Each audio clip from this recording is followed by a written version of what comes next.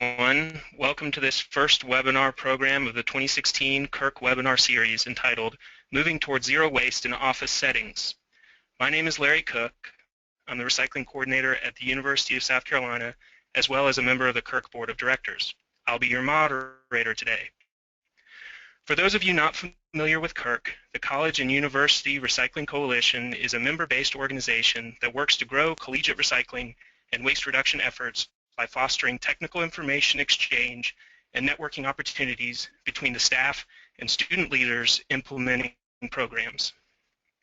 Today's program is part of our free CURC webinar series, which is designed to highlight innovative campus programs and provide trends and perspectives on a broad range of operational, educational, and strategic planning topics.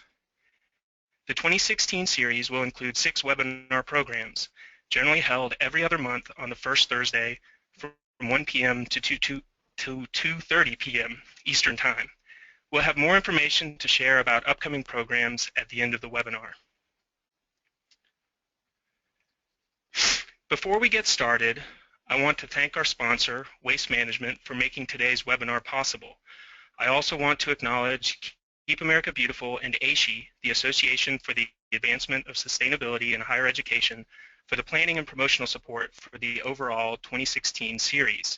We're also pleased to have the U.S. Zero Waste Business Council as a promotional partner for today's webinar.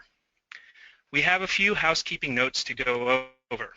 If you have problems with your audio or video during the webinar, you can reach a live technician by calling GoToWebinar's customer support line at 800-263-6317.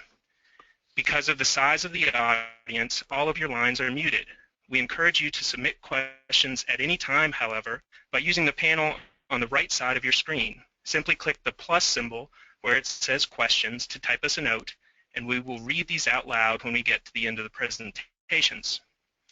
If you have a note to share with the organizers, use the chat function at the bottom of your control panel to send us a note.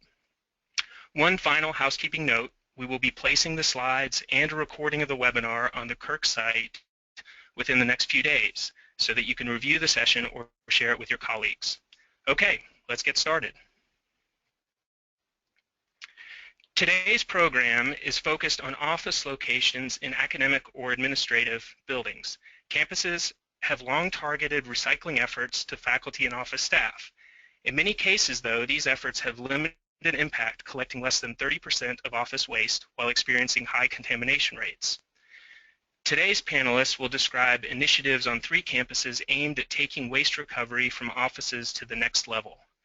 We'll kick things off with Emily Newcomer and Erica Bartlett from the University of Washington, who will describe their Mini-Max program, which has reorganized the desk-side recycling collection and introduced food organics recovery to 60% of administrative buildings on campus.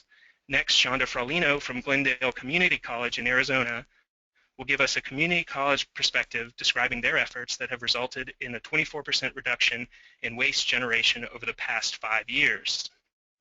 Finally, we have Jessica Davis with Indiana University, Purdue University, Indianapolis, also referred to as IUPUI. Jessica will describe the successful implementation this past fall of a new mini-bin pilot, including the process they took to measure the project's impact on material recovery and the office staff's perceptions about recycling. We'll start off with Emily and Erica. Emily Newcomer is an Assistant Director of Facility Services at the University of Washington. Erica Bartlett is the project coordinator who oversees the Mini-Max program we're going to hear about today. Over to you, Emily and Erica. Well, thank you. We appreciate having the opportunity to speak today about our program. And so with that, let's get started. Next slide, please. So to begin, just wanted to provide some context about the campus, about UW Recycling and where we fit into the pie, if you will, the University of Washington pie, and a snapshot of our services. So the University of Washington Seattle campus really is a city within a city. Some interesting facts to note include its size and the number of people that visit the campus each day. All those people generating waste. Next slide, please. So how do we get our work done? We can't do it in isolation. We're a big campus, very decentralized. So our parent organization is facility services. Our parent department is building services, and then our sister operational unit is custodial services. And then some key campus partners are listed there: housing and food services that oversee all the residence halls and dining facilities, University of Washington Medical Center, intercollegiate athletics, and then we do have a UW sustainability office here on campus, which really serves as the hub. They're the ones that, compile our data and work closely with ASHE and other reporting agencies to help promote our overall sustainability programs. Next slide. So UW Recycling. In short, I like to say we are collectors, we are contract administrators, and we are program innovators. We like to talk trash and help our campus partners divert more that they generate to recycling and composting. Some of our programs, a lot of them are student-facing. The Mini-Max really is the one that deals directly with staff and faculty. So next slide, please.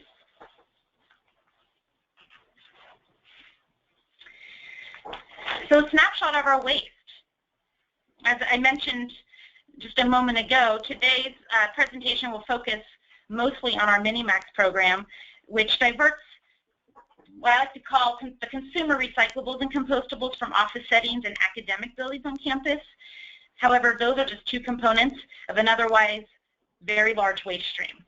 In fact, more than 13,000 tons of waste are generated per year on campus, and we currently have a 66% waste diversion rate. Next slide.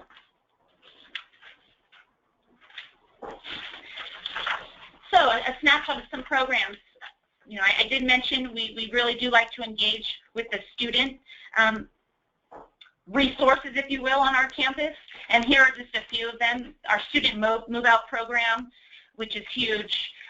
We help divert nearly 30 tons of materials at the end of each year, generated by nearly 8,000 students, to reuse, donation, and recycling. Trash-in is just a sort of annual waste sorting event, which really sets the stage for a lot of the programs we implement. Our football blue bag outreach, and of course Mini-Max, which we'll get into now. Next slide. So what is Mini-Max? Mini-Max stands for Minimize Waste, Maximize Recycling. In parentheses, you see there, and compost, and that's sort of where we've taken Mini-Max today. We really view Mini-Max as a comprehensive office waste diversion program by focusing on the entire building as a whole when we convert a building to Mini-Max, by providing centralized custodial service, compost, recycling waste bins, and by composting restroom paper towels. Next slide. So why are we so fixated on compost? We believe Mini-Max is a comprehensive waste diversion program because we are focusing a lot on diverting compost. We focus on compost because the numerous trash sorts we have conducted through our trash-in event continuously showed that over half of what was being thrown away is recyclable and compostable. So if you apply those same estimates to our current waste diversion rate, you will see that of the 34% of material that is still being landfilled, more than half of it is compostable. Plus, our compost waste stream, we're not alone in this, but in the city of Seattle, it's really complicated. A large part of that being the increased use of compostable to-go packaging. In 2014, the city of Seattle passed an ordinance whereby all restaurants had to provide either recyclable or compostable materials for their disposable packaging. The Housing and Food Services group here on campus, which oversees all of our cafes and dining service locations, was a step ahead of the city and for several years prior to that ordinance had been working very hard on converting their locations to zero waste and offering mostly compostable packaging. Next slide. So today we call Minimax a comprehensive waste diversion program, but it didn't start out that way. Its launch in 2008 was driven more out of necessity from the custodial services side of the house. The university had purchased the UW Tower, an office building over 1 million square feet that contains over 2,200 workstations. They purchased it at the downturn of the economy, and the custodial team had lost 60 positions.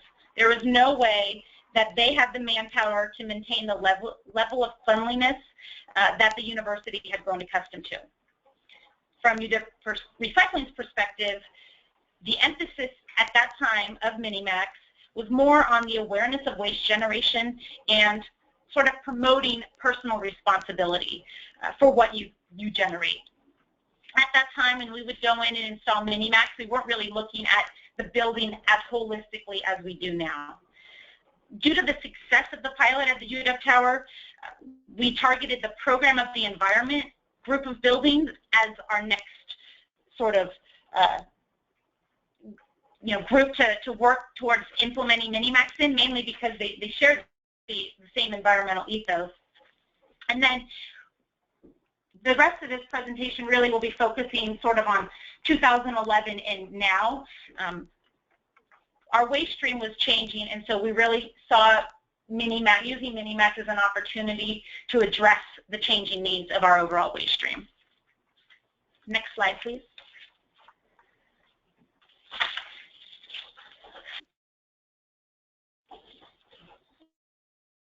Before we collaborated with the UW Garbology Project, we didn't have quantifiable data on what impact our Minimax program was having on a building's waste diversion. The UW Garbology Project is a group of UW students, mostly anthropology majors, interested in learning about society through the exploration of waste. We have secured sustainability funding here on campus to look at a very representative academic building called Denny Hall, which is pictured there on the right, to measure the effectiveness of two programs, Minimax, implementing public area compost bins, and implementing restroom paper towels composting. Denny Hall was chosen primarily because it is really broadly representative of a typical campus building. It had outdated infrastructure. Like many campus buildings, it held trash bins and bins for paper recycling in cans and bottles, but there was no compost. It was also heavily used because it housed a lot of different departments.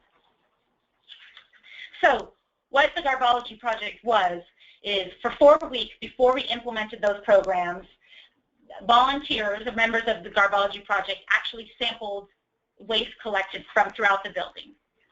Then we went in and implemented those two programs. And then for 4 weeks after, we measured and sorted the waste again. So the next slide shows the results. That one particular building experienced an increase in waste diversion by 10 percentage points. It was at 42.6% before the implementation of Minimax and restroom paper towel composting, and it increased to 52.5%. It experienced 83 fewer annual landfill tons, and then through that diversion, there could be an estimated 3.5% lower waste disposal costs. So that was just the information we needed to really sort of help energize the program, which you'll see in the next slide really kind of tracks our progress. In 2008, that was when we piloted the program. In 2009, 2011, we were focusing on the program of the environment buildings, as well as buildings that just voluntarily were like, yeah, we'll do this. This is not a mandated program. 2012 to 2013, you could see it was somewhat harder, more challenging, if you will, to bring buildings on board. But after the Garbology project, we leveraged the waste diversion success that we experienced from Denny Hall to get more buildings on board. The compost and the overall infrastructural improvements that we would bring to the building were a huge carrot that incentivized people, that gave building coordinators and sort of our partners within the building, gave them more leverage to potentially work with those within the building that otherwise might be resistant. So from 2013 to now, Erica is going to talk about some of the successes. Great, thank you, Emily. This is Erica.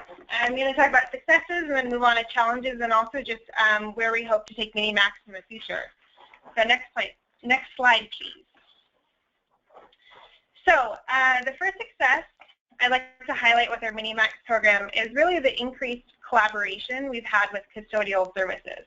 I can say throughout the entire process of converting a building to Mini-Max, we really try to work hand in hand with the custodial team. That's all the way up from the manager, supervisors, and down to the cleaning custodial staff. The collaboration begins just looking at the Mini-Max process of implementing it in a building. It begins either when either department, UW Recycling or Custodial Services, receives an inquiry from a building coordinator asking about Mini-Max, and together we with Custodial Services will huddle quickly together to talk about past issues we've maybe experienced in the building. This includes gaps maybe in custodial services that the building maybe has experienced or expressed in the past, or possible roadblocks we've experienced before when talking about Mini-Max to a building coordinator or a group on campus. And then I'll coordinate a meeting with the building coordinator to talk about just how Mini-Max works, the steps involved in adopting this program, specific changes that will take place when the building converts to Mini-Max. This introductory meeting really is an opportunity also for custodial managers and supervisors to present the current custodial servicing schedules and share with them how the custodial runs will change after they adopt Mini-Max. Afterwards, after we meet with the building coordinator, it's common for me to give presentations to the department, the building, or staff interested in either learning more about Mini-Max or to say, hey, it's coming, to talk about specific changes they can expect as a result. Afterwards, when there's gathered interest from the building or staff to adopt Mini-Max, I'll coordinate a walkthrough or a site visit with the building coordinator, inviting the custodial manager or supervisor to join. And oftentimes during our walkthrough, we'll ask for input or guidance from custodial staff as far as which bins should go where, because ultimately they're the ones doing the work and they have the best eye for the changes that should be made. Before the installation, I'll adjust exterior service levels of garbage recycling containers that our crew or UW Recycling handles. We'll also adjust the composting service schedule or the container size with Cedar Grove, our contracted vendor.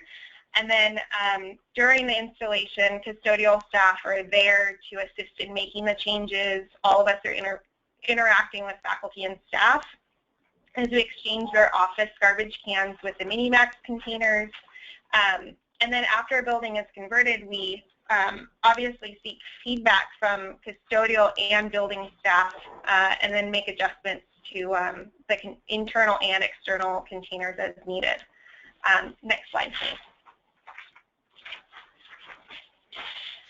So another success of our Mini-Max program is our improved educational materials. This slide shows two pieces of promotional materials we created following the Denny project in 2013 that have really helped us to market the Mini-Max program. On the left is an infographic we created that illustrates how Mini-Max works, specifically calling out changes that are made when a building adopts this program. And included in the diagram are numbers we use to ultimately sell Mini-Max. Information like more than 10,000 workstations are currently being utilized here on campus. I should say utilizing Minimax bins on campus. 60% of campus buildings have already installed Minimax, and nearly $2 million has been saved through recycling and composting efforts, and that's just in the last fiscal year. And also an estimated 3 hours per day has been shown to be redirected to other essential cleaning tasks per custodial staff member after a building converts to Minimax. So I refer to this infographic a lot during conversations with building coordinators, especially when explaining how Minimax works. It's great to have a visual. And I share it electronically and also in person just very often. On the right side of the slide is a flyer we created that we physically put into every self-service Minimax container set we distribute. So when we're doing a Minimax install, we'll just put it inside usually the small black container for faculty or staff to look at, read later if they're not physically there in the office when we're doing the install. And we call it the Meet Your Minimax flyer. So it just breaks down again how the bin should be used, explaining the green bin is for recycling, the small bin is for garbage, and as you guys probably already know, when staff should empty their Minimax bins, reminding staff to empty their Minimax bins into the centralized containers. So included in the flyer, we also include a couple important notes. The first being that custodians will no longer enter individual offices or workstations to empty trash bins, but they will continue to enter for all other services. And the other note is Minimax supports a recent City of Seattle law that prohibits recycling and compost for entering the garbage. So our intention is to really draw a connection between the changes they're seeing in the offices and general infrastructure improvements made with the greater waste diversion efforts the university is taking to help us reach our goal of 70% waste diversion. So again, the flyer we share electronically with faculty and staff in the building before the building's converted, but also we give it to them physically when we do the install. Next slide, please. So perhaps the biggest success of the Minimax program, especially as it relates to our larger waste diversion goal, is the increase in total amount of compost collected on campus as a result of more buildings adopting Minimax. So as in this chart, we've come a long way since 2012, 2013. In fiscal year 2013, about 124 tons of food waste and compostable materials, including, well, I should say just compostable materials were collected from the academic and facilities segment on campus, compared to the nearly 490 tons of compost collected just this last fiscal year. And we anticipate that as more buildings convert to Minimax, and as we continue to add public area compost bins, currently even in non-Minimax buildings, we'll continue to see the total amount of compost diverted from campus increase. However, I should maybe note that because we're adding public area compost bins in all buildings, whether they're adopting Minimax or not, in order to comply with city law, that the compost that will collect in the future may not be as dramatic or impactful in the future. Or directly correlated with Minimax. Yes, or is directly correlated with Minimax. Next slide, please. So as we continue to add containers on campus, updating existing bins or replacing old with newer containers, we recognize that, yes, there is definitely a cost of doing business. However, the return on investment in terms of disposal cost savings still ultimately makes the initial investment worth it. In fact, the cost of containers we've spent providing new bins and lids in buildings on campus, plus the cost to haul the compost, is still less than the amount of money we save by composting, essentially diverting it from the landfill in the first place. So as you can see here, the disposal cost savings far outweigh the cost of containers we're spending just providing the bins on campus affiliated with our Minimax program. And we can truthfully say that we expect to see this trend continue into the future. Next slide. So continuing with successes, since Minimax for us is a waste diversion program, beyond just a self-service system in the office spaces, when we convert a building to Minimax, we're really improving the overall waste, recycling, and composting infrastructure as a whole. So as a result, faculty, staff, and students within the building all have greater accessibility to recycling and composting throughout their building, and the type and size and quantity and locations of the centralized bins in the building are consistent. So what this means is it ultimately makes it easier for custodians to find and service all of the containers they need to empty in their daily work, and building occupants can easily find the bins and sort their items appropriately.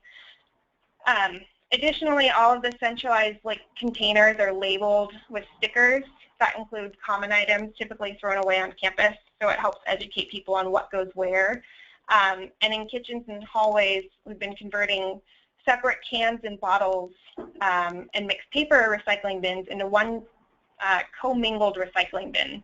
So this 3-bin system, compost, recycling, and garbage, mirrors at-home residential systems that people are already used to in their own home. So it ideally makes it easier for someone to toss their item into the right bin here on campus. We've also been upcycling old, dated infrastructure, and this is really exciting for us because in the last couple of years, we worked with a local plastics company to design a custom fit lid that works with the really old metal bins that, honestly, we thought of it as just garbage, or maybe it would be scrap metal, scrap metal recycling. But we've been able to successfully repurpose old lids with new flat lids and adding illustrated labels on the top. So it's just been a huge success for us. We've saved money and while at the same time ultimately improving the infrastructure. And that was really, that actually was done, result of feedback received from faculty in one building that we had converted to Minimax. So next slide, please. So as more buildings convert to Minimax, our overall waste diversion numbers increased across campus. You can see in 2008, when only the UW Tower was participating in Minimax as our pilot, the UW waste diversion rate was at 52%. And today, with 59%, nearly 60%, I'm going to convert one building, so it's going to make 60%, of campus participating in Minimax, our waste diversion rate is at 65%. And again, our goal is to reach 70% waste diversion by 2020. So it's through the Minimax program that we're optimistic we'll be able to reach this goal. Next slide, please. So moving into challenges, you can go to the next slide, please. So looking at where things are today, we can say that the low-hanging fruit has been picked.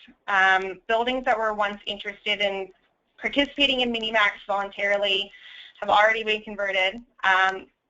Primarily, this includes the program on the environment. And then additionally, the carrot, so to speak, or incentive we were using to get more buildings on board, that is access to compost, is now required by the City of Seattle ordinance, which again, that ordinance bans recycling and compost from the landfill. So incentivizing people to adopt Minimax because their recycling and composting infrastructure would improve is really no longer viable. In fact, because of the ordinance, people almost expect direct access to compost and recycling. And then finally, custodial services has been having a really hard time filling vacant positions. So because of this, time savings and redirected cleaning tasks that we ultimately promised by Minimax cannot be met, mainly because there are fewer custodians completing the work. So we'll move on. Next slide, please. Sure. And so I guess another challenge is, and this was referenced earlier on in the presentation, we're sort of one group within a larger organization, as the same applies for all of you. So really, the group that UW Recycling, Custodial Services, Building Services has the most impact on is the academic facilities. We provide back-of-house collection, custodial services, the buildings located in this segment of campus. And so as a result, we have more leverage in implementing our programs. Whereas within Housing and Food Services, Intercollegiate Athletics, or UWMC, the medical center, that is not the case. They have their own operating budgets, and they have their own custodial services staff. So we just, in terms of fully implementing programs there, you run into more challenges, mainly funding, or they have different priorities. On a positive note, Housing and Food Services, in their administrative offices, does utilize Minimax. And then we did pilot Minimax in one building located at the Intercollegiate Athletic facilities. But again, we also don't necessarily know how successful it's been and or if it's still being utilized, mainly because we don't have direct access to feedback from the custodial staff. So that presents an overall challenge, mainly because, you know, academic and facilities group, their diversion rate is already doing pretty well. And so we'll continue to really implement Minimax, targeting that segment of campus, but at some point, you know, what we will hope to have more collaboration with others. And so next slide, thanks. So as we look to the future, we hope to conduct a pilot where desk side containers maybe are not placed in offices at all. We would still like to make improvements to the general infrastructure and common areas, including hallways, break rooms, conference rooms, etc. But instead of replacing all office garbage cans with self-service Minimax bins, instead we would just remove all of the office desk side waste bins together, or altogether, and staff would be responsible for carrying their office materials to centralized locations. This would obviously save our department money, not providing Minimax bins for every office, but it might help with waste diversion as well, because we know that on many occasions staff are not using their Minimax bins correctly. Instead, sometimes they're treating the entire Minimax unit as just another garbage can, where we see trash, recycling, and sometimes compost all thrown into the green Minimax recycling bin.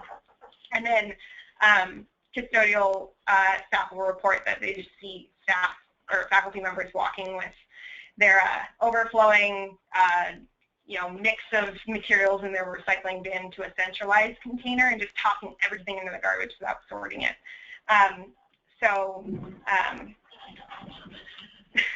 We'd also like to see Minimax become the standard for all buildings on campus, and it would no longer be a voluntary program, but truly a requirement.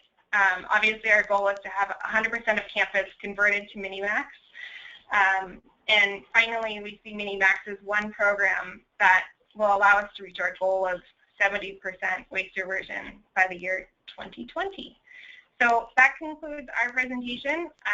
You can go to the next slide. If you have any questions, please contact either Emily or myself, Erica, via phone or email.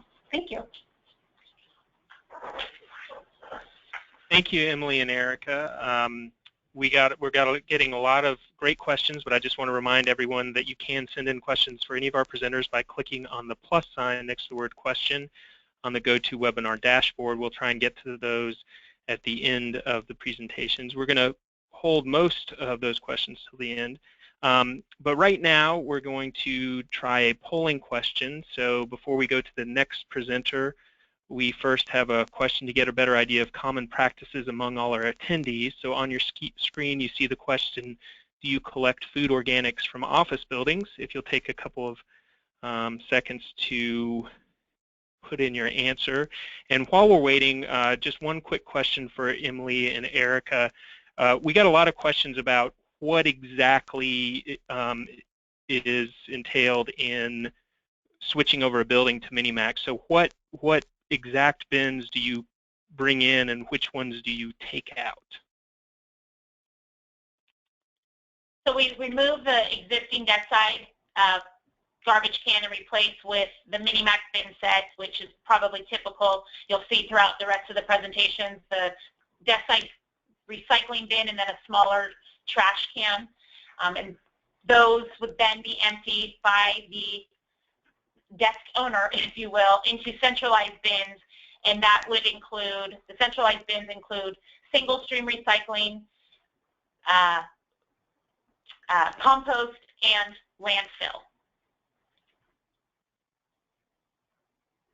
Okay, so just to clarify, there's not a desk side compost bin in the Minimax. There is not a compost bin. Great question for clarification.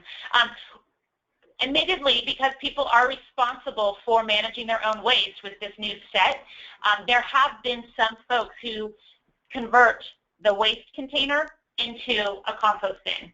However, that is not something that we promote or encourage folks to do. It's really the people who receive the new bin set take upon themselves, mainly because they recognize the majority of the waste they generate is compostable or recyclable. Okay, and then one last quick question about the bins. How are the new bins funded? Is that something that came out of your budget, or was there a special initiative? It is something that comes out of our budget. One thing I would like to put a finer point on is Minimax is the standard for all new buildings, newly constructed buildings and renovated spaces. So that being said, the new bins, both desk side and centralized, would be attached to that project budget. However, when we're going into, say, the Denny Hall, for instance, the investment comes out of our budget, which is why when Erica was talking about the upcycling of bins, that's a huge win-win for us, mainly because there's no investment needed, and then the Minimax bin set itself is the least cost prohibitive of all. So. Okay, great. So you can see some poll results up there right now. It looks like the majority of us hope to sometime in the future add food organics collection into our office spaces. That's where we are at the University of South Carolina as well. So moving on, we have Shonda Fraulino with Glendale Community College, who is recycling program coordinator there. Over to you, Shonda. Well, first I'd like to thank you for inviting me to be a panelist for today's webinar. I'm very excited to share GCC's Zero Waste program with everyone. I'm going to start off by talking a little bit of background about Glendale Community College. There are two Glendale Community Colleges. One's in California. We are in sunny Arizona. GCC, can you go to the next slide, please? GCC offers innovative higher education curriculum in 100 associate degree certificate and transfer programs, workforce development, and career retraining courses.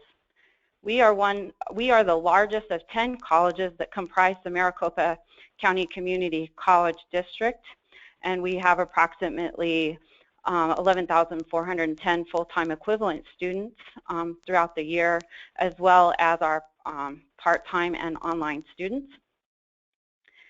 We have two campuses that are spread across 227 acres, comprised of 49 buildings. In these buildings, we have 325 classrooms, laboratories, and common areas, and about 750 office spaces. Next, I'm going to give you just a little bit of information about the organizational structure for the folks that handle waste management on our campus. We are all under the facilities management umbrella. We have a recycle coordinator, which is me, and I'm actually a volunteer. I'm under facilities management as an office coordinator, but this is just one of the things that I do on the side. we have our custodial staff, and we also have 3 part-time waste recycle technicians that service the entire campus, indoors and outdoors. Our campus is committed to sustainability. Our president, Dr. Irene Kovala, was one of the first leaders in the Maricopa County Community College District to sign the American College and University President's Climate Commitment, also known as the ACU PCC. Dr. Kovala also serves as one of the chairs on our district's Sustainability Council. So we have the Maricopa County Community College District. There's 10 colleges, but we also have our district office. And so the District Sustainability Council is at the district level. And then at the campus level, we have 3 groups that support sustainability. We have the Green Efforts Committee, which was founded in 2008. It's comprised of faculty, staff, students, community members, and anyone else who wants to participate in the committee. And we're all working towards the needs of a more sustainable campus. I'm an active member on that committee. We also have the Glendale Environmental Club, which is our student club, and our students are committed just to promoting awareness and sustainability in the community. And we also have a sustainability board. The board consists of the decision makers for our campus regarding our sustainability initiatives. They review the recommendations from the Green Efforts Committee and the Glendale Environmental Club. So I like to refer to the committee and the environmental club as the movers and shakers, and then the council or the sustainability board is actually our decision makers. I'm going to share a little bit of background about our recycle program because I'd like you all to see how far we've come in such a short period of time. We founded the recycle program in February 2010. It coincided with the signing of the ACU PCC. So at that time, we had these cardboard receptacles around the campus, and they were single stream recycling that was picked up by volunteers from the Green Efforts Committee, and they would transport cans and paper to their home and recycle it from there. So when I took over the program, we converted all of the cardboard recycle bins into commingled recycle bins, and we introduced the campus to commingled single stream recycling. We added decals to the bins to educate our campus community what kind of items can go into recycling as part of commingled recycling, and these were all the items that are recycled in the city of Glendale. Our next step was obviously to replace these beautiful cardboard recycle bins that we had, so my task was bin acquisition. I knew we had 325 classrooms, hallways, and common areas that we needed to get recycle bins into the classrooms. We applied for and received 2 very important grants that gave us a really good jump start on the bins that we needed to initiate our recycle program. We are a recipient of the Keep America Beautiful and Coca-Cola 2010 Recycling Bin Grant, and also the Alcoa Foundation 2013 Recycling Bin Grant. In addition, one of our sister colleges was surplusing 100 of the same types of recycle bins that we got from those 2 grants. So we gladly accepted them to help put more recycle bins into the classrooms. And then we purchased some outdoor recycle stations. We added 54 outdoor recycle stations to our campus.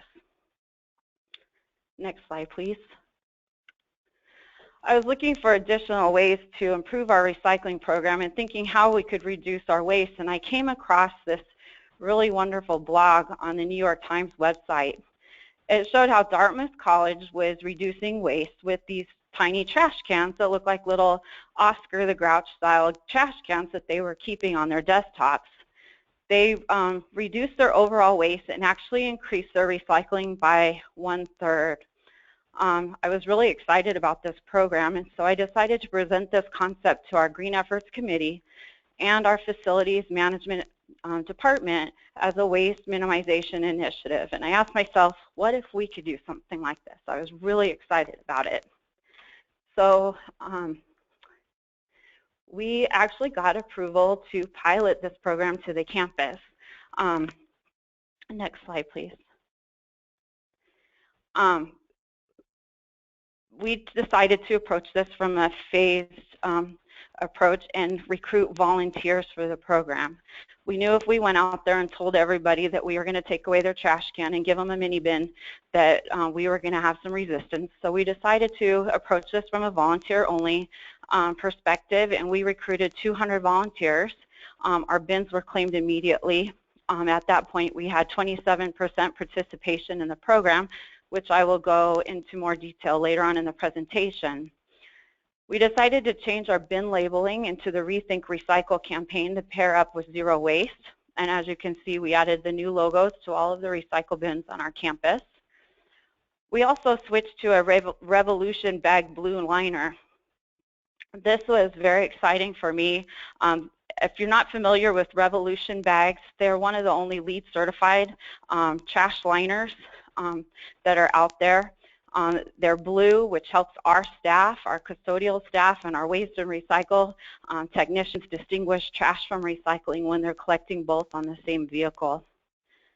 We also worked towards standardizing our bins in the classrooms. As you can see in the before photo, many of our classrooms only had a desk size waste receptacle. And so in order to standardize, we wanted to make sure that our trash cans were equal in size to the recycle bins that we got through the grant. This also helped out our custodians a lot because, as you can imagine, from classes from 7 in the morning to past 9 at night, those little cans weren't accommodating the waste that was being produced in the classroom, and so it was contaminating our recycle bins.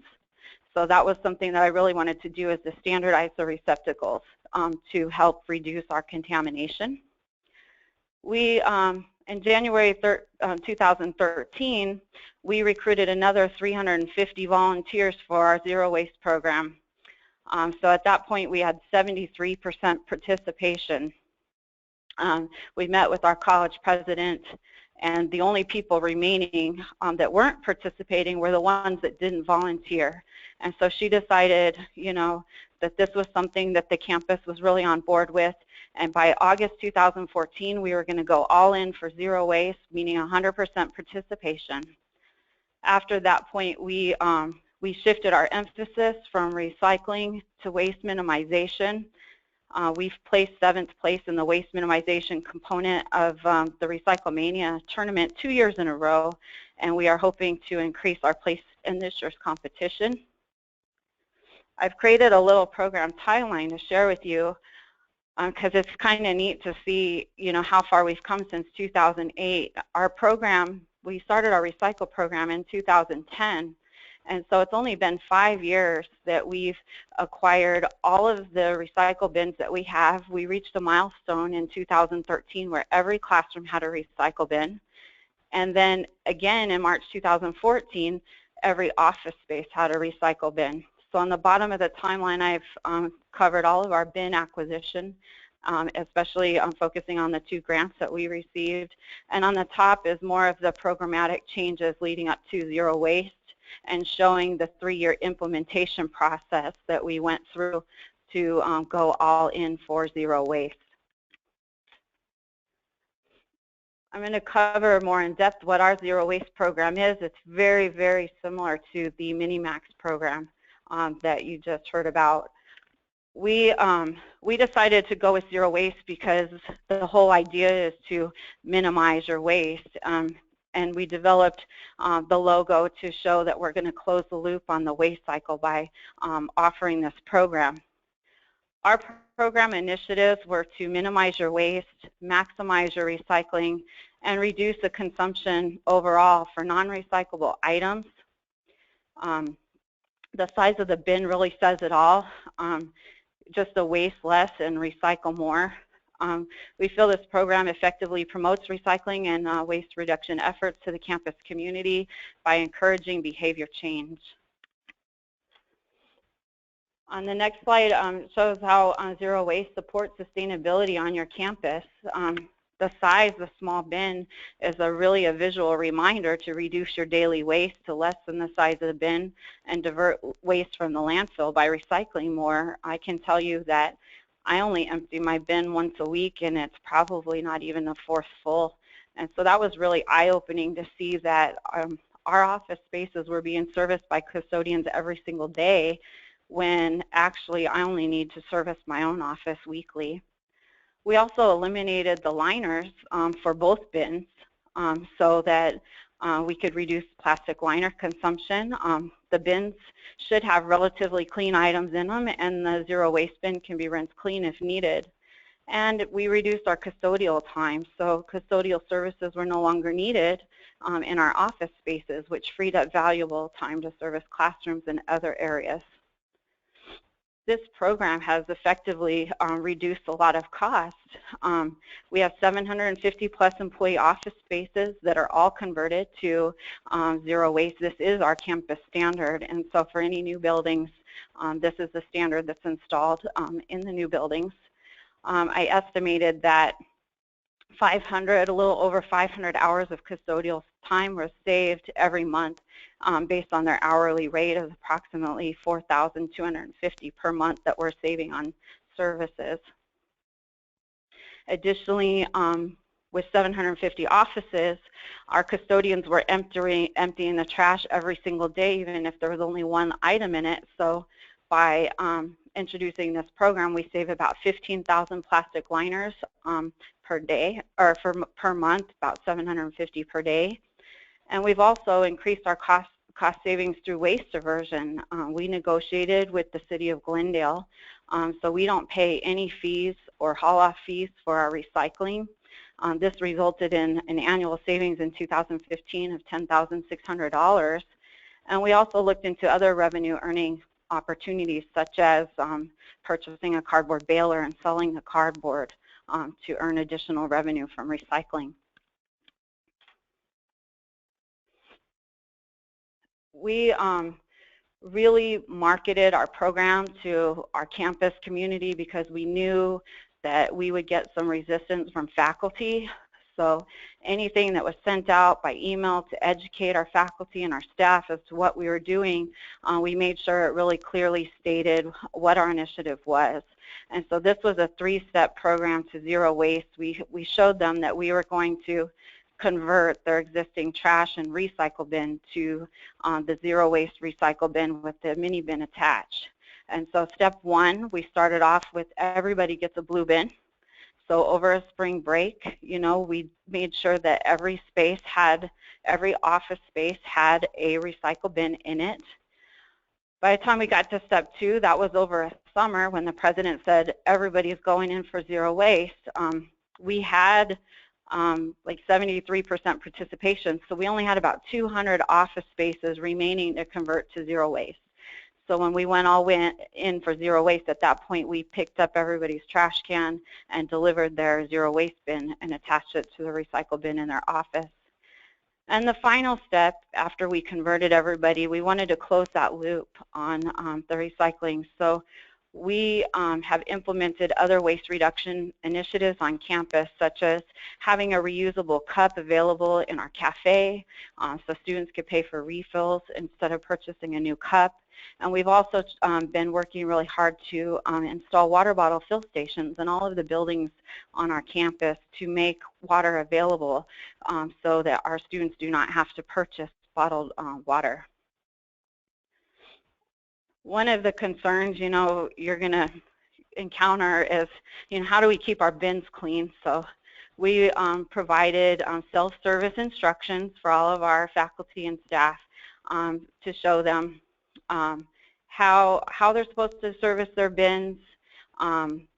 Every office space has a common area receptacle. They have a trash and a recycle bin to empty out their desk side bins in, and we also provided the bin care instructions to help keep them clean. So if we had lots of requests, why doesn't my zero waste bin have a plastic liner? So we offered the suggestion of a paper sandwich bag if they wanted to cut the top off and put a liner in there. You can also clean and disinfect the bins using Clorox wipes. And then the big reminder, TGIF, is every Friday before you leave for the weekend or you have scheduled vacation or time off, just a reminder to empty out your bins so the custodians don't find a surprise, when they enter the office. I keep detailed data on a daily basis for any waste and recycling services that we have through the city of Glendale. And so I have all of the tonnages for any of the pickups that we've had. And as you can see from this chart, since January 2012, when we started Zero Waste, we have effectively reduced our total waste, and we've had a 24% waste reduction over 5 years. That's total waste plus recycle. We've also had a 20% waste diversion in 5 years, which is an increase in recycling since the recycle program started. And the blue line on the chart is where I would like to see recycling reach a 25% waste diversion ratio. And I have a plan for that, but I just wanted to show you this is where, you know, we would like to be. We have a variety of waste recycle streams that I wanted to cover, just so you kind of have an idea, you know, where all of our streams are going. We recently added a waste compactor, which we compact all the bagged waste from the interior of our campus. This saves haul-off fees because we get like an 8-to-1 ratio, where we were paying haul-off fees on the roll-off containers. Now we only have one compactor, and that has been really successful in saving the college money. We have our bulk waste, which is the roll-off containers that goes through city services, our commingled recycling. We have a cardboard baler. We bale all of our cardboard, and we actually earn revenue on that. All of our confidential papers are processed through document destruction services. Those are recycled locally. We have bulk metal recycling. We process our bulbs and batteries through hazardous waste recycling. We are also active participants in TerraCycle's various recycling brigades. They have great programs that enable you to actually earn revenue on some of the things that you would have normally thrown into your waste stream. And through recycling writing instruments and inkjet cartridges alone over a 2-year period, we've raised $1,700 that we put into a student sustainability scholarship fund through our Maricopa Foundation, and we offer a sustainability scholarship to students who are taking classes towards a degree in sustainability. We also focus on waste diversion with our furniture and equipment. We have a district surplus auction, and so we divert waste that way. And we have some miscellaneous e-waste that cannot be processed through surplus that we send for electronics recycling. One of the things that that we do to see, you know, how we're progressing as far as our waste and recycle is the Green Efforts Committee hosts 2 annual waste audits every year. So every November around America Recycles Day, we do a recycle dive. We have student volunteers and faculty sort through an entire day of our recycling to determine what percentage of the contamination is in our recycle stream. And then in April, every Earth Day, we do a dumpster dive where we sort through an entire day of trash to determine how much of that trash could have been recycled. And we source separate our recyclables into paper, plastics, and metals. Our 2015 dumpster dive, you can see our results below. We had 71% of our trash was actually trash, and 22% of it was comprised of recyclable plastics. Our paper in the waste stream has decreased to 5%, and we have less than 2% aluminum in the waste stream. So we're doing good there, but our goal is we really want to get the plastics out of our waste stream and into the recycle bins. Our 2015 recycle dive results showed that we are 75% clean on our recycle, but we have 16.7% waste and 8.3% contaminated bottles and cans. The reason that's important is because those are bottles and cans that made it to the right bin, but they still have liquids in them. And so our goal is to try to educate our students to either empty or drink their liquids out of their bottles before they recycle them.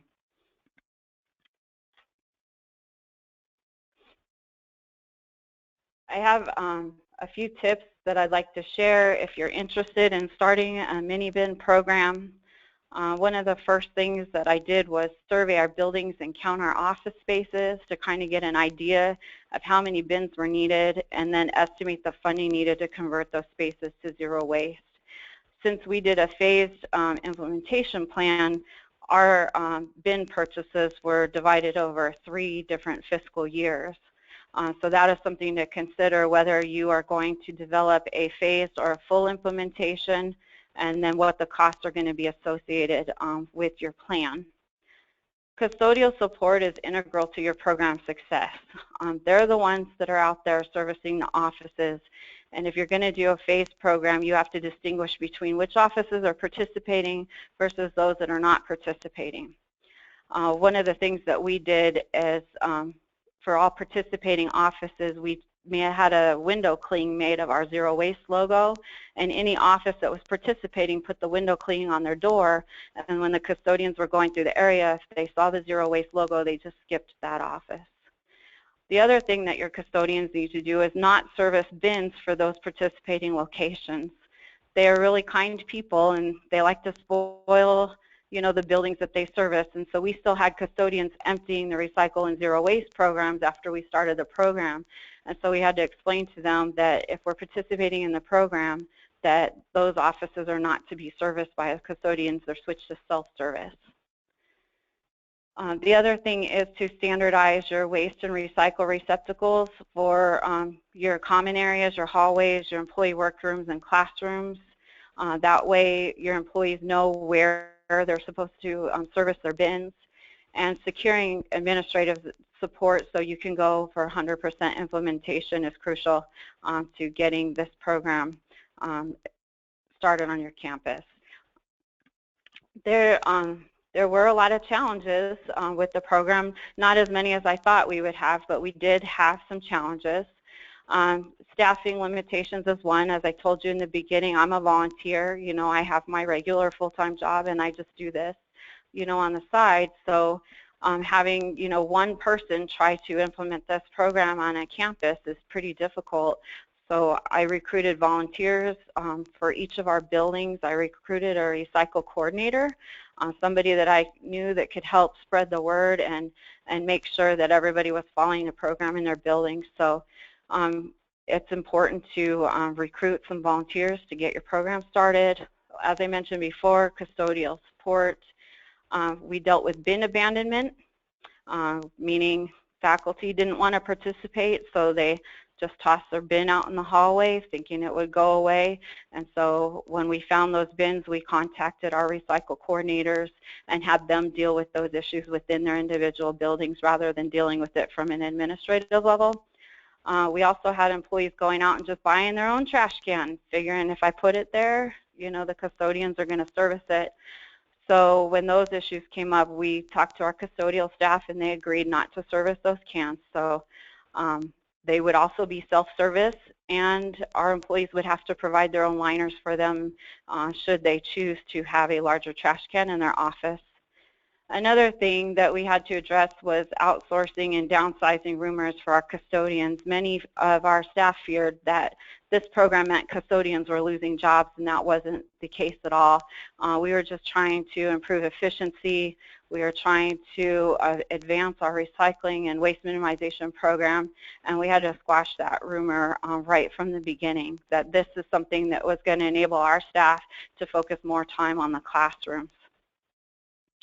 I have a few goals that I'm looking to achieve over the upcoming years. I'd like to consistently increase our annual total waste reduction and have a consistent waste diversion ratio of 25% or more.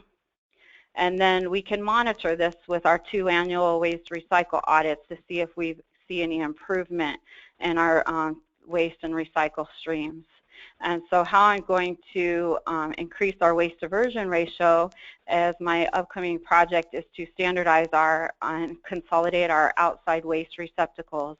Our campus has over 200 receptacles on the campus exterior, and my plan is to convert about half of them to recycle, so every waste can has a recycle can next to it to provide that option to our students. I really feel that this program has made a difference on our campus. I mean, we have successfully engaged our campus community. We've educated them about recycling and waste reduction, and we've empowered our employees through this program to contribute towards a sustainable future. I'm so proud that it has been so well received campus-wide, and that we had 100% administrative support to make this program a success. I hope that, you know, sharing this information enables you to implement a similar program on your campus. We are providing a copy of this presentation. There's also a case study that we received honorable mention on last year in the Recyclemania tournament. It was an engagement and innovation competition. So there's a complete case study available with more information how you can implement this program on your campus. And I am always willing to answer any questions that you might have to help you get started with this program. So thank you very much. Thank you so much, Shonda. That was great. We're going to hold questions till the end if we have some time. We're going to move right on to Jessica Davis, who is Director of Sustainability at Indiana University, Purdue University, Indianapolis. Over to you, Jessica. Well, thanks so much for having me, everyone. I really appreciate the opportunity to speak with you all today. We can go ahead and move on to the first slide.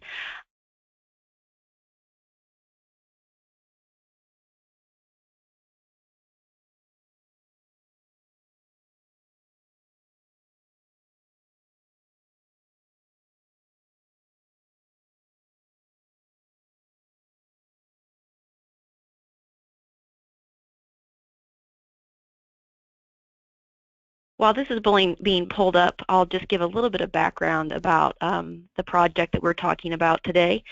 At IUPUI, we were looking for a solution to a recycling problem that I'm going to, I guess, explore in some more detail later on, but we actually ended up using a national recycling at work study that was done by Keep America Beautiful. So that's why we're giving some tribute to the Recycling at Work program here in our title slide. So we can go on with the presentation. Just a little bit about us. We are a very urban university. If any of you have ever been to Indianapolis, we are almost the entire northwest side of the city, and people know about us. We definitely have our presence felt. The Office of Sustainability was founded in 2011, and in 2013 we went to single stream recycling. Before that we had multiple streams available, but switched to single stream in 2013. We also have almost 31,000 students on campus, about 534 acres, over 3 million feet of space that needs to be taken care of, and we generate about 3,300 tons of waste. That was in 2015. We actually saw quite a significant decrease in waste generation from 2014 to 2015, almost 100 tons, which is pretty impressive. But one thing that I definitely want you to take note from this slide is that 89% of our students are in-state, because this actually speaks to a cultural problem that we actually have in Indianapolis and Indiana, more generally surrounding recycling and waste, not only with our students but also with our faculty and staff. Next slide, please. So when I first came into this position, it was June of last year, and right off the bat we knew that recycling was an issue at IUPUI and wanted to do something about it. So we actually started exploring what other universities that we consider to be our benchmarking universities, how they're performing. So IUPUI is a member of the Coalition of Urban Serving Universities, and there's a selection of those universities presented in this slide, as well as the recycle rate. And some of these recycle rates are publicly available. Others of them I contacted the universities and spoke to their operations folks to get these numbers. And the ones with asterisks next to them are the ones that utilize in our benchmarking. And when we plotted out these recycling rates for universities across the country, we ended up finding that IUPUI wasn't doing too well. So we can go to the next slide to see how we performed in comparison. And unfortunately, we have a diversion rate of about 12%. And like I said earlier, this is it's not so much an operational failure as it is a behavioral failure.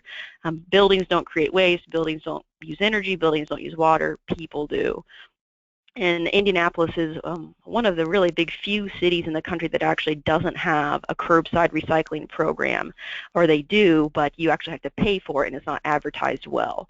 So this is actually an indication of a larger problem that's going on in our city, and we see the results of that in our recycling numbers on campus. We can go on to the next slide. We've also done, like many of the universities, we've done audits to see what our performance could be where we are right now. We've hosted quite a few dumpster dives, and I just took a snippet of information from some of these across campus. The one that has the building location, you could see the total waste that was collected from each building for each dumpster dive. Of that total amount of waste, what the poundage of recyclable material was, and then what the % of the total of that waste could have been recycled. So this is typically standard whenever we do dumpster dives across campus, that anywhere between 40 to 80% of what folks are throwing away is recyclable. When we average that out, it's usually about 60%. We also did a separate dumpster dive on campus where instead of looking at by building location, we looked at it by material to see which recyclable items are found more frequently in the trash when they should be recyclable. And you can see the results of that, most of it being bottles and cans. But again, around that 65% of waste that could have been recycled. Next slide, please. So knowing that this was a problem, we needed to come up with a solution to it. And as we'll see on the next slide, we actually ended up utilizing some research that was done at a national level. So we can move on. One thing that we found, or one thing that was just convenient that happened to the stars aligned for us, was that there was a new building that opened in June of 2015 last summer on campus, and it was a LEED building. The IU system has a policy that says that all new buildings have to be built to LEED standards, and this building was subject to that policy. But if you look at the list of tenants in this building called University Hall, you'll see that there are quite a few power players in the university. Nearly every administrative office is going to be found in this building. So we thought, you know what, it's a brand new building, it's already built to be sustainable, we have a lot of university leadership in this building, and everybody's going to be moving in at the same time. So it's a good time to start new habits. And that's what we found, is that when people move, they're already a little bit unsettled, so no big deal to throw in one extra change on top of what they're already experiencing. Next slide, please. So in developing the proposal for the changes that we wanted to make, we looked at Keep America Beautiful, and in April of 2015, they published quite a large research project that looked at bin setup conditions in offices across the country. And if you haven't read this yet, I would encourage you to. I put the link to the website at the bottom of this, and you can actually download the PDF and look at their study. And to save you some reading, essentially they found that the best bin setup, not only for recycling performance, but also as far as having your participants have the best attitude about the program, is actually the mini bin setup, or in this case they're calling it the little trash setup, where you have the larger recycle bin and then the little trash can that hangs off to the side of it. So knowing and using that research, we were able to draft a proposal that we then put forth to our operations committee and also to the chancellor's cabinet to get approval. So we can go on to the next slide. And this is what the setup looks like now. Just like Glendale, we purchased our bins from Bush Systems as well.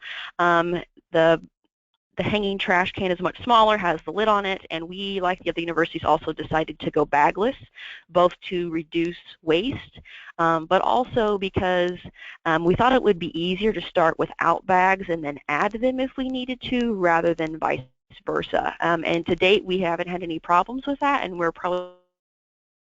Next slide. So to kind of understand the difference between how the rest of the campus operates versus now how University Hall operates, I kind of set up this comparison here. And really this is the rest of the campus rather than then. But the current model for every other building but University Hall is that employees get a waste bin by their desk. That waste bin is emptied 3 times per week by the custodial staff. If you want a recycle bin, you have to request one, and then once you get it, you are responsible for emptying it yourself into the common recycling area. we were able to work with our operations team on campus to actually switch the model in University Hall so that it was more convenient to recycle than it was to throw something into the trash in addition to the new setup. So in University Hall, every building tenant received the combination recycle and waste bin. The recycle bin only was emptied by the custodial staff 3 times a week, and then folks are responsible for emptying their own trash into the trash bin. So hopefully they had 3 reminders of the fact that they shouldn't create trash. One, that the bin was smaller, that it had a lid on it, but then also that they were responsible for it. And this really fell into kind of our message that creating trash is a choice. You don't have to create trash if you don't want to. Now, sometimes the market makes it a little bit difficult, but if you do choose to create trash, then you should be responsible for the trash you create. And this sort of setup and the way that it's serviced reinforced that message. Next slide, please. So the way that our kind of timeline worked, I have it laid out here, is that we wrote the proposal and we're able to get operations to switch the way that this building would function as far as handling waste. And one operational limitation, or you could say benefit, is that in order for it to work, the whole facility needed to switch over, which meant that it really couldn't be voluntary. We needed everybody to be involved in the program for the whole building, because from a custodial standpoint, there may have been issues with trying to remember, well, which office isn't participating versus which isn't. So we decided that the whole building would switch, and we were able to get the Chancellor's Cabinet to approve that and say, yes, everybody in this building will switch to this new model, and we will agree to participate in that way. So that went through, and then we hit the ground running. We actually, before launch, we did a pre-survey. I mentioned Keep America Beautiful's Recycling at Work research. They actually did quite a bit of surveying of participants, their knowledge, their behavior, their attitudes, their perceived difficulty regarding recycling, as well as some other metrics. So working with Alec Cooley of Keep America Beautiful and some of their staff, we were able to actually utilize those same surveys on our staff. We tweaked them a little bit just to make them specific to IUPUI, and we gave them a survey about recycling before the program launched. And then before we delivered the bins to folks, I spent probably 3 weeks in University Hall going around office to office, giving individual education sessions. So we would talk about what is recycling, why is it important, what is and what isn't recycling or recyclable, what about recycling at IUPUI.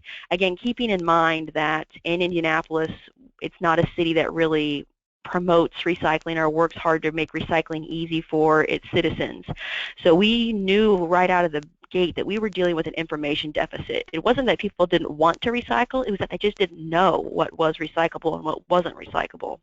And they also didn't know the benefits associated with it, because nobody had ever asked them the question before or even offered them the ability to do it. So we knew that we couldn't just switch out their bins in the middle of the night and expect the program to perform. So that's why we had dedicated education sessions. Then we picked one day, because again, the building had to switch over on one day from an operational standpoint, and we distributed the bins to everybody in University Hall. It was over a lunch hour, so we could talk to folks about the program. You'll see in the upper right-hand corner the gentleman there with his new bin, and each bin came equipped with educational material about what is and what isn't recyclable, how the new program will work, and we also use it as an opportunity to shamelessly promote some Office of Sustainability events. You don't get a captive audience that much, so we thought we'd use it, and we also use this as an opportunity to improve some of the signage in University Hall as far as what should go where. After the launch, we continuously monitored the program, so we were able to work with our trash provider on campus, and they sent us the recycling performance numbers on a weekly basis. But you can see here we also thought transparency was incredibly important. So every other week I would email everybody in University Hall giving them their recycling performance to date. And I also utilized that as an opportunity to educate folks more about recycling, because I'd always get emails throughout the week, well, Jessica, what about bubble wrap? Is that something that's recyclable? What about my Ziploc bags? What about my K-cups?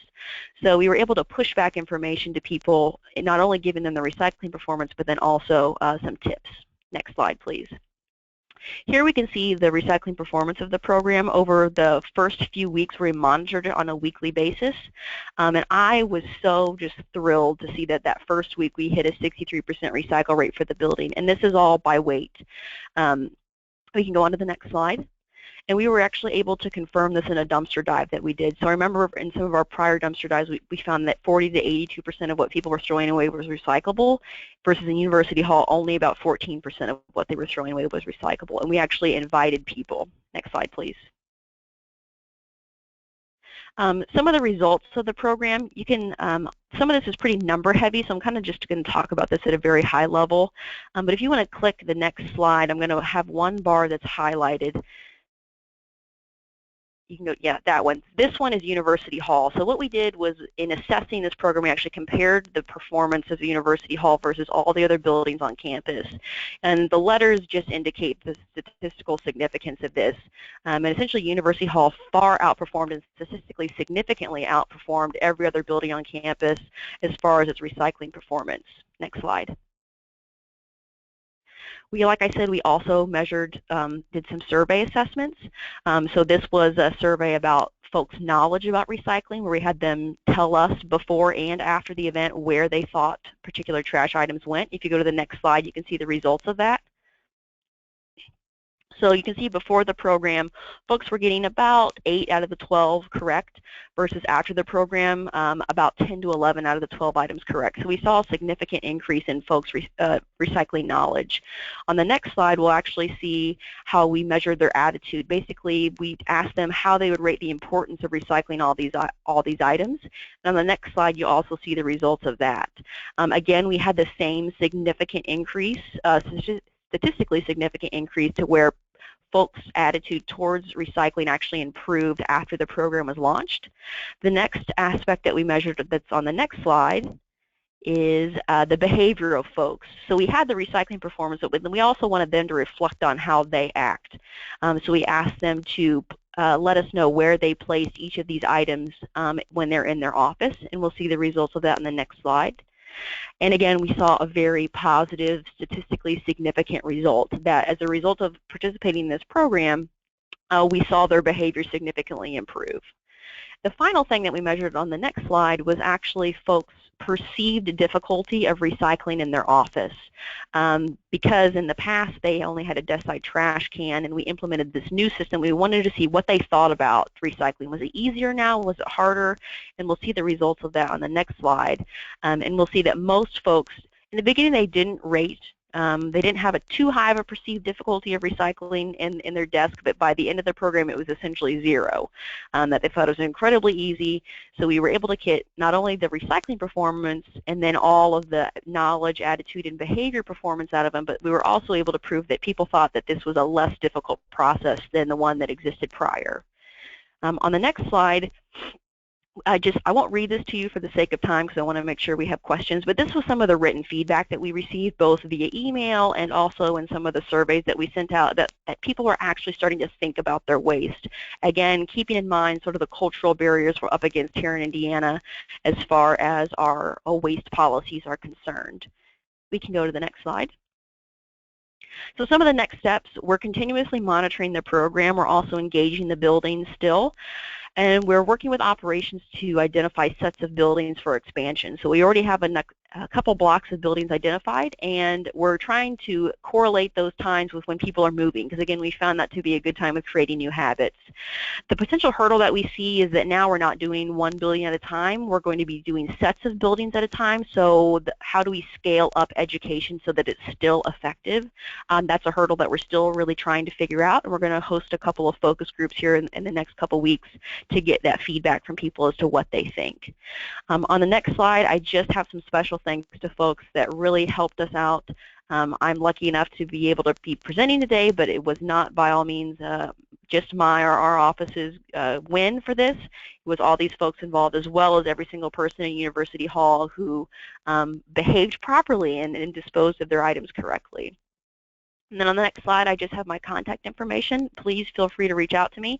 We're going to be releasing this formal assessment of the program after we've done our focus groups, and I would be happy to make that available to you all if you have any interest in it. And with that, I'll turn it back over to Larry. Thank you so much, Jessica. That's some great work. On the next slide, we've got some information, some more specific information about the KAB report on recycling at work. And I definitely encourage you to check that out at the KAB website, and we'll also have a link to it on the CURC website following the when the complete presentations are posted in the next several days. So before we go on to questions for the full panel, I just want to thank our presenters one more time, and we don't have a lot of time, so I do encourage you to reach out to our presenters for today if you have specific questions about their programs. I know they are all willing to answer any questions that you have, but something that kept coming up in the questions was pushback. So I want to give each of our presenters an opportunity just to talk a little bit about any pushback that you received, either specifically related to employees rejecting the idea that they had to empty their own bins or clean their own bins, and just kind of really quickly if you can speak to how you've dealt with that, or if you didn't even experience it. So we'll start with the UW team. Yeah, resistance is a huge challenge, especially as Erica was alluding to, the fact that, you know, sort of city ordinances and customer expectations have changed. You know, we have implemented in all the areas that were voluntary, and now it really is more a matter of selling, because as a large research institution, I have on more than one occasion been told that the amount of money somebody brings into the university should not have to be responsible for their own waste. So it's just something that you continue to work around. I mean, it's sort of an inevitable, but if you have enough sort of advocates within the building, unfortunately, they get the people who are resisting it. It's changed. They're upset, but then they move on. Mm-hmm. This is Erica. Just one thing to note as far as changing any sort of, I guess, thought around converting a building in Mid-Max. I mean, UW Recycling Custodial Services for us is part of the grander Building Services Department, and the last time that I kind of ran into this wall, I went to the Director of Building Services and had him specifically write a letter saying that, you know, as nicely as you could frame it, that this is the wave of the future. It's supported by facility services, even though it's not mandated for existing buildings if they're not being renovated. So it's just great to show that, you know, we have support from leadership. Great. Shonda, would you like to add anything on pushback? We received some pushback, but I was very pleased that we did not receive nearly as much as I had anticipated. I think the phased approach really helped with that because we introduced it as a volunteer-only program. And like I said in my presentation, we did a lot of email promotion. We actually had zero waste ambassadors and sent out video messages why this program was so good. And so the pushback that we received was maybe a handful, I would say less than 10 people, and those faculty members would complain about anything that the campus was doing. So we introduced behavior change using the phased approach, and our president, you know, announced the program at our fall convocation and basically told everybody at the same time that we are all in for this program. And so I only had the pushback that I mentioned. You know, it's just a few people, and overall I think it's been very well received. Great. And Jessica, anything to add on pushback?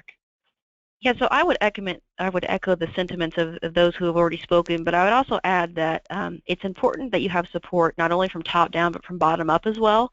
So we were able to get the chancellor of our university to actually write a statement of support, and that was distributed to everybody when they got their new bins. And in that statement, he requested everyone's enthusiastic participation in the program. And that was part of the reason why we targeted the administrative building. It was like, you know, if the campus chancellor can empty his own trash, well, then maybe other people will bite the bullet a little bit and maybe not say as much about it and be more willing to participate. And also bottom up is really important. I really believe that, you know, those individual education sessions that we had, where we were able to frame recycling in a way that people understood the importance of it and people understood the part that they played. Really helped sort of curb any pushback that we might have had. In any of the surveys that we did, really the only two comments that we received back from people was that one was that sometimes their trash can got a little bit smelly because it wasn't bagged, and we let them know that that might be the case and they'd be responsible for cleaning that, and we only had one or two comments about that. But the other comment was that folks wished that their trash can would have been picked up at least once a week, in addition to also having their recycling picked up. But unfortunately, just operationally, it has to be one or the other. It cannot be both. So that there's not much we can change there, but most folks understood why recycling is being picked up and not trash, because trash was something that was their responsibility because it was their choice. So I think framing it really can get you can get some positive behavior change by framing it correctly. Great. We are going to hang on for a couple more minutes to allow for a couple more of these questions, but I do want to handle some logistical notes really quickly. Thanks again to our panel. I do want to let you know about our upcoming webinars. We're excited to announce the full program of webinars for the 2016 season. Our next program is coming up on April 14th on education programs to drive recycling behavior. It'll continue June 9th, August 11th, October 20th, and December 8th. For full details, you can visit the CURC website at www.curc3r.org. There's also an upcoming conference that CURC would like to let you know about. The U.S.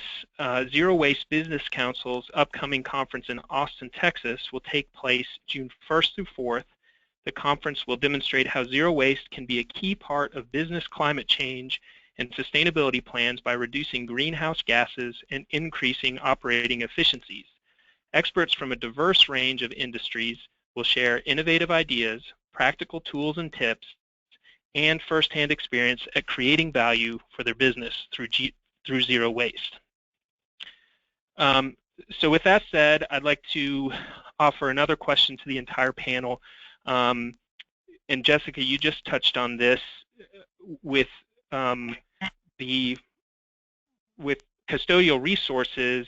Can you talk a little bit about what your custodial staff did with the time saved implementing a mini-bin program? Were they reassigned to other tasks, or did you end up reducing your custodial staff? Can you speak a little bit to custodial staffing? Sure, I can start, and I guess I'll start by saying that our custodial, we didn't really have much time saving for them because it was just switching what they picked up. It seems to be that the national trend is kind of getting rid of desk side pickup, but we still have that at IUPUI, and it's something that we're hoping to continue from an operational perspective. So all that we did was just switch what they picked up. Instead of picking up trash, they pick up recycling. So there wasn't much time saving in that. So I'll let the other two groups kind of speak to that. So Shonda, what about your custodial realignment after the implementation of this program? I can say my custodians are very happy with the zero waste program because of the amount of time saved having to enter employee offices. I found out delivering the bins that it's very time consuming, you know, using the master key to go in and out every single office just to deliver a bin. So it gave me a new perspective on how much time they spend every day entering employee offices. So we switched entirely to self-service with the initiation of our program. We save over 500 hours a month in custodial time, and we did not reduce any of our custodial staff. They've just shifted their focus to classroom maintenance additional cleanings and stuff that needed to be done in the classrooms, whiteboard maintenance, other things that really needed more attention than servicing waste receptacles. Great. And the UW team? We would echo what Shonda said. Okay. She said it much better than we. Okay. Well, while you're on, we do have a question about your composting service. How often are you taking compost out of the building, and then how do you handle it, removing it from your office buildings? That's a great question. I guess that has been one. It's variable with the building. Let's put it that way.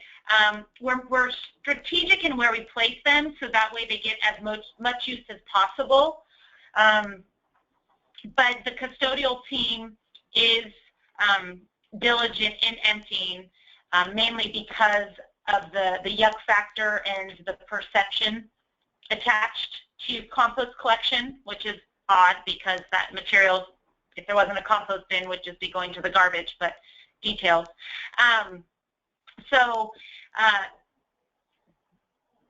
Yeah, I mean, they service it every day, yeah.